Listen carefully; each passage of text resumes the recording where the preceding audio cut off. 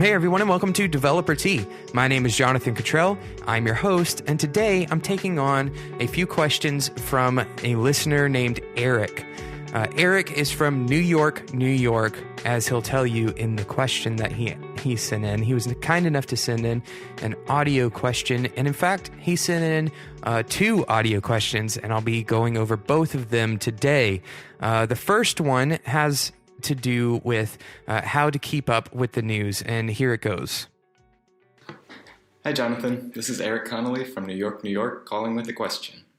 How do you keep up with the latest news? Thanks, and keep up the great work.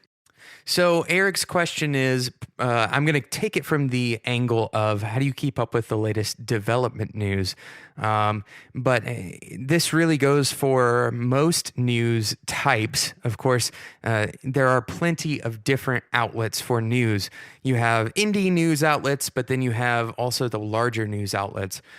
For development specifically, every once in a while, I'll get on Hacker News. I'll browse through some of those links. And why is that? That seems like such an obvious answer.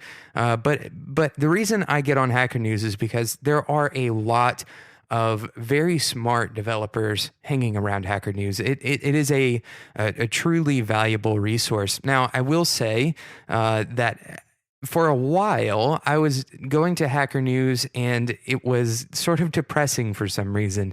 I can't quite put my finger on why exactly it was depressing. I think it was maybe the tone that some of the community had there, and perhaps it has changed. So don't let my experience with Hacker News deter you from going and checking it out. Of course, it could have been something just inside of me. I might have been just experiencing, chemical depression for a couple days or something like that. So don't let my experience deter you. Go and check out Hacker News because it is a great way to keep up on absolutely the latest things. The top page usually is something that was released either that day or it's commentary on something that was released. The commentary is almost always really current. So go check it out. To clarify, Hacker News is actually news.ycombinator.com. Y Combinator is a startup, whatever you call it, startup incubator started by Paul Graham. Tons of very successful startups have gone through Y Combinator, but the community on Hacker News is far larger than Y Combinator. They're arguably one of the first to do what Hacker News does, and in fact, Y Combinator is actually responsible for Reddit, which is another resource, but one that I don't commonly use. And I couldn't even tell you why I don't use it all that often, other than to say that I've known a lot of people who have used Reddit and they've gotten kind of sucked in, and it seems to be a productivity killer for them. So I've avoided that just because I want to protect my productivity, and ultimately staying up with the news. And this is really the advice I have to give you, Eric, and listeners of the show. Staying up with the news to me is not as valuable as staying focused. Staying up to date with whatever the latest thing that has come out or is happening in the open source world. While there's some value there, and you certainly shouldn't just completely ignore the open source world, I think if you have a project in front of you and you're trying to stay up with the news and work on that project, it's going to be difficult to devote enough time to both to be able to say that you are, adequately staying up with the news. Now, there are some really good resources, really just practical ones that I'll include in the show notes, but there's some weekly emails that are sent out by some really good curators, like rubyweekly.com, for example, is one. Peter Cooper, he started a company called Cooper Press, and they actually send out weeklies for JavaScript and HTML and just a lot of really good content there. There's constantly new things popping up. So if you listen to this episode like in a year from now, the landscape almost certainly has changed. In fact, I'd say the landscape changes on a daily, weekly, monthly basis. So there's not really any one good shot at keeping up with the news. Another interesting way of handling this, though, is to follow the people who are leading in this industry. So, Twitter lists are a good way to handle this problem. If you just go and follow people who are doing things in the industry, you might want to create a list. I haven't done this, but I know a lot of people who have, and they've had pretty good success with being able to determine what type of news they want to read for that day, and then just going to their Twitter list feed. So people who are tweeting new things about JavaScript, for example, you can put them in your JavaScript list. People who are tweeting new things related to, I don't know, GitHub and continuous integration would be tweeting about something else. So put those people in their respective lists, and then you would have a relatively condensed way of looking at news that is kind of a minute to minute and usually link rich place to look for news. Now, I also visit Designer News because I find that a lot of the resources that I want to be updated about, they talk about them on Designer News as well. But Designer News is more geared towards designers, so there's a lot of branding talk and that kind of thing. But I think that everybody who's listening to this podcast, I think you should be interested in that to some extent, or at least aware of it to some extent. You may not be interested in it, but you need to be aware of it to an extent that is reasonable to keep you up to date with what is going on in the full stack world. Even if you aren't a full stack developer, it makes sense to have some sort of awareness. Now, that's not true for everyone across the board. In fact, nothing that I'm saying in this episode is true for everyone. You have to decide what news is applicable to you based on what it is that you're trying to stay updated about. So perhaps you just need to have only news about one framework for the next little while or whatever. Then follow that framework and get email updates whenever they update their blog. Or maybe even set up a Google alert. This is another great way to stay up to date with the latest articles that are posted, the latest news that's posted about a given keyword. I'm going to take a quick sponsor break here to talk about CodeShip, and then we'll jump into the second question from Eric. CodeShip is a hosted continuous integration and continuous delivery platform. It runs software tests on fast servers and secure environments, and if they all pass, CodeShip automatically deploys your code. It integrates with GitHub and Bitbucket and lets you easily deploy to various cloud services such as Heroku. CodeShip makes continuous delivery so simple that setup only takes a few minutes. So get on board and get 20% off for any plan for the next 3 months by using the code DeveloperT. This is a special code for DeveloperT listeners that gets you 20% off on any plan at codeship.com. Codeship.com. I'm using CodeShip on a project that I'm working on now, and I think it's a fantastic product. I recommend that you check it out, codeship.com, and don't forget the special code DeveloperT. This will be in the show notes, so check it out there as well. So Eric's next question is about formal education. Let's take a listen to what he has to ask. As a developer, how can I decide when or if I should get a graduate degree? Thanks. So Eric is wondering if and when should he get a graduate degree. Now, I have a graduate degree. We've talked about education so much on this show. If you haven't heard those episodes, they're near the very beginning of DeveloperT history. So go back and check it out. I talked to Nick and Cody, my designer friends, about the value of their design degrees. I haven't really talked about my experience with my master's program. I actually got my master's degree at Georgia Tech, and I did it in digital media. I got my undergrad degree in communications at a small liberal arts college in Tennessee, and I'm very thankful that I did both of these things, but I can't say that it's a one-shot solution for everyone. It's kind of a difficult and complex conversation, and one that doesn't have a clean answer. But I'm going to try to give you as good of an idea towards an answer that I can. The first thing that you should know is that whatever you get your degree in, if you do decide to go and get a degree, that doesn't mean that you absolutely have to work in that field. I started out as a music major. I then went on to journalism. I thought I might want to do reporting of some sort or writing journalism. And then I decided that I wanted to move more into advertising communications. And I could pull from knowledge from all of those different areas in my job today, and I do. I regularly pull from all of those different areas, all of the knowledge from those things. I am not even remotely working for a news organization, though. That's not even a part of my job at all. In fact, I'm also not working for an advertising agency. So even if you were to go and get a degree in, I don't know, underwater basket weaving, as I've mentioned on the show before, that doesn't mean that you have to absolutely be an underwater basket weaver for the rest of your life. Your degree will teach you more than just that specific skill. With that said, there are some degrees that are a little bit more specific than others. So choosing wisely is certainly not a bad idea.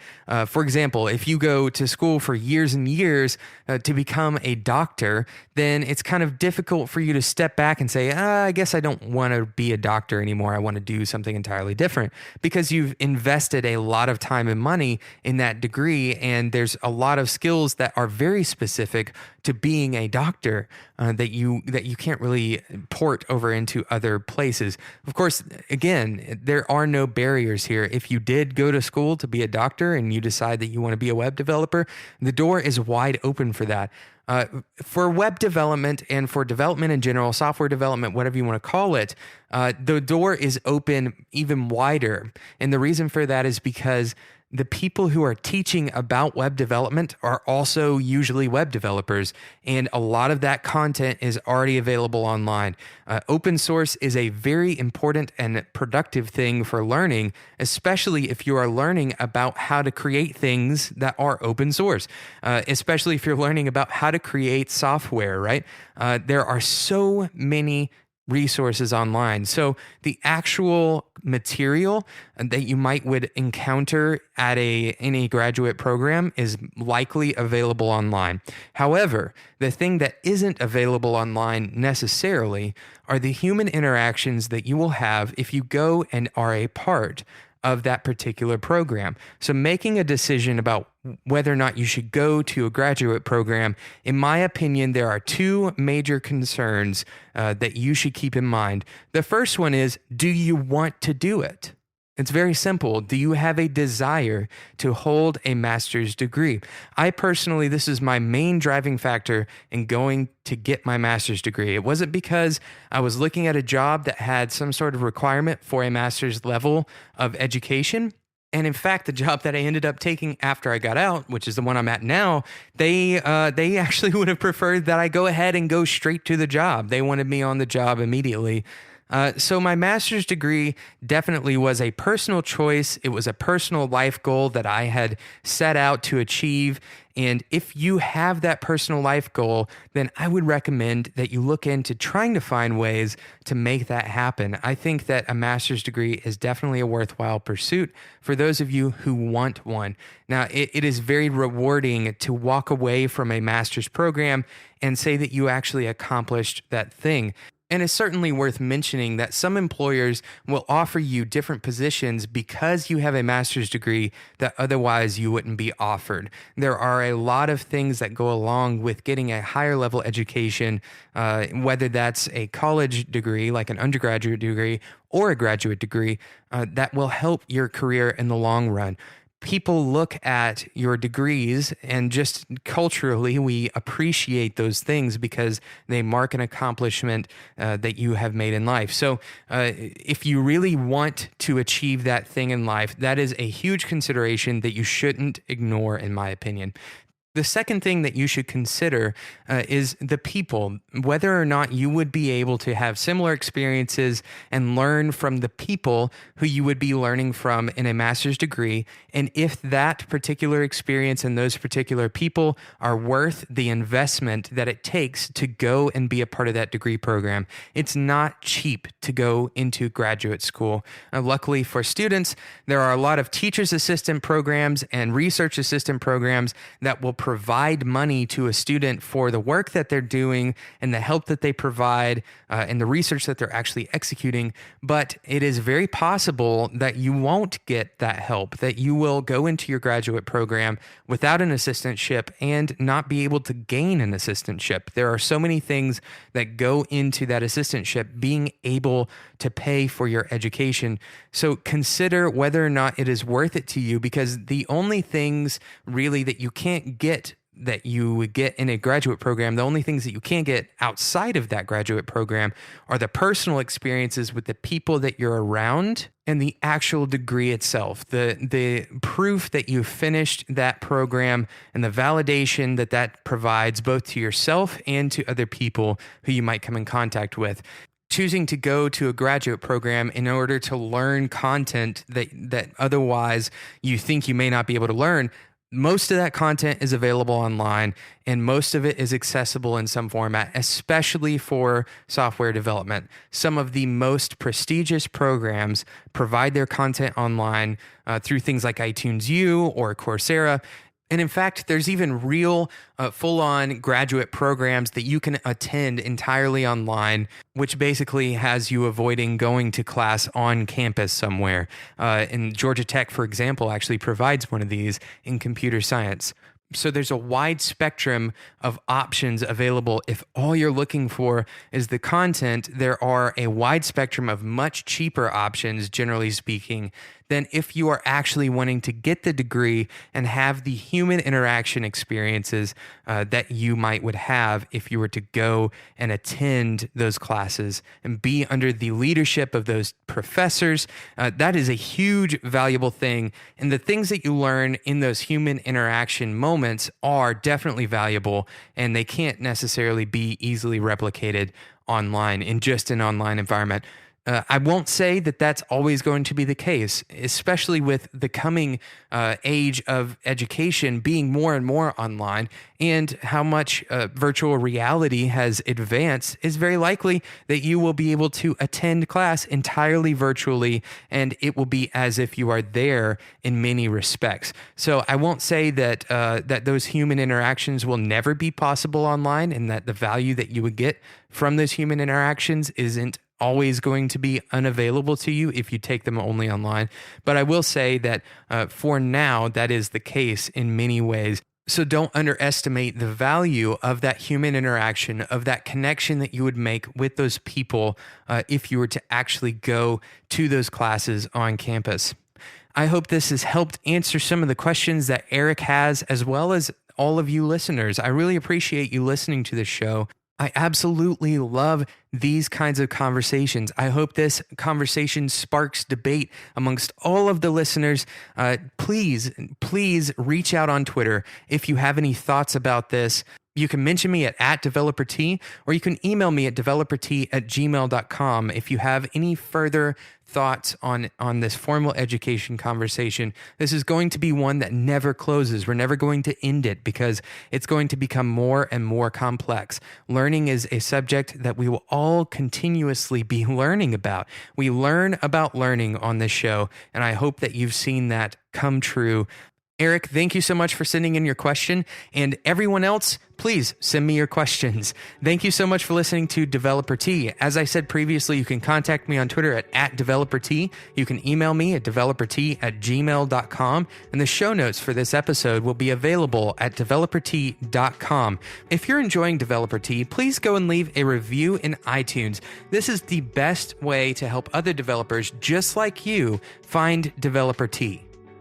And if this show is providing value to you, please consider giving back to the show by going to developerT.com/donate. Even the smallest amount is a huge deal to me, and I see every single person who decides to donate to the show.